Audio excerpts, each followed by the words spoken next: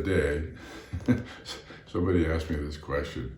I was a little surprised, actually. I said, well, you know, as a former student who found his calling, what would you say to people who are trying to find theirs?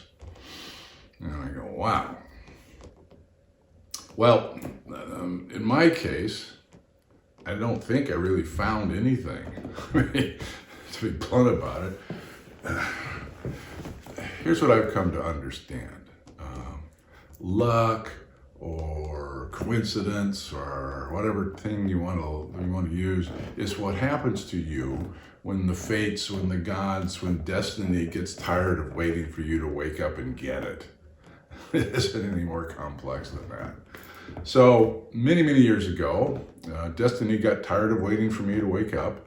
And so I was at the airport, funny place for a mystical experience.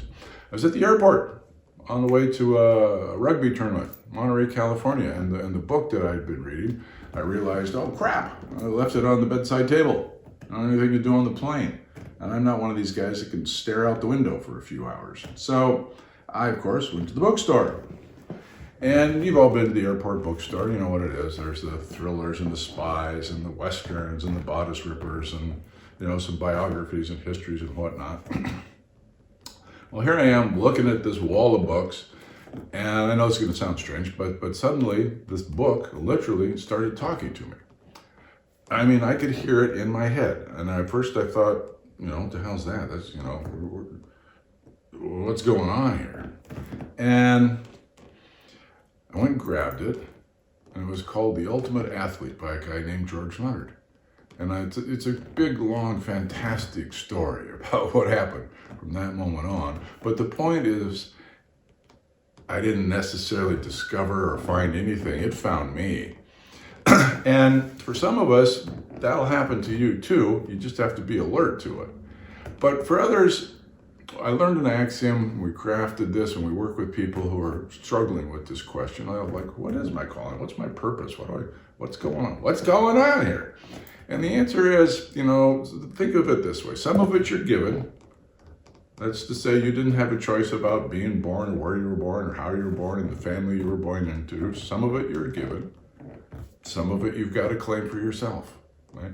So in the end, it doesn't really matter how you got born. That you got born matters, because there's too many stories of people who had horrendous circumstances in their lives and turned them completely around and became things that if you look back 20 years, you never would have gotten like, oh, no. But they do it, right?